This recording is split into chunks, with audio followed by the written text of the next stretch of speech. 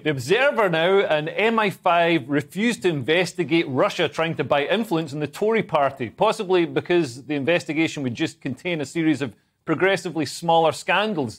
Dan, you've got this one? Yeah, it's something out of a Bond movie here. The MI5 refuses to investigate Russian spy links to the Tories, says whistleblower. MI5 repeatedly refused to investigate evidence that allegedly linked the Russian spies with attempting to influence conservative politicians. Basically, the Russians, they're saying that the Russians have got in, they're putting money into the Tories and stuff like that, and yeah, they don't want to investigate it. And here's us worrying that, you know, the Russians were going to nuke us or something to destroy the country. They didn't need to do that. All they needed to do was give some money to the Tories, and the Tories are doing it. So, yeah. There we are. But no, MI5 refused to look into it, which makes me think that it's probably nothing then, isn't it? Otherwise, it's kind of their job to look into this stuff. Or possibly they've given money to MI5. Oh, no. That's another way of looking at it. I don't know. Yeah, it's not really a Bond film. Like, what, The Spy Who Ignored Me? yeah.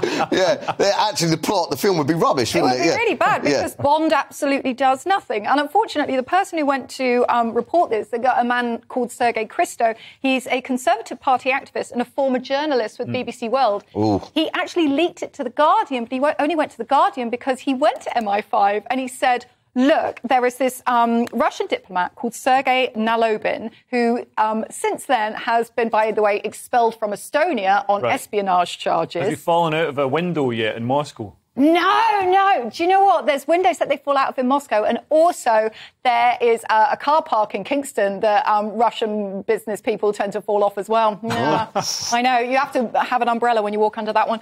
But so he was offering to sort of give money to the Conservatives, and then they could make introductions to Russian companies and the rest of it.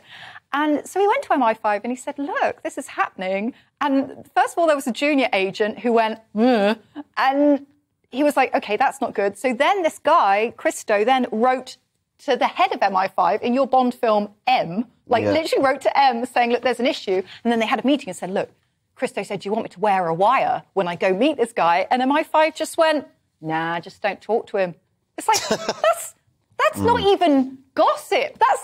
That's not spying. That's nothing. It's like, that to me is so wrong that MI5 did that. Right. So you think MI5 should have been straight in there with the undercover wires? I mean, I'd have thought there's a lot of foreign influence, a lot of foreign money in politics. And the left have come out, the Labour Party have come out and said this needs to be investigated. This is a scandal. Yeah. But I mean, Corbyn went on cycling holidays in the Soviet Union. And he's taking money.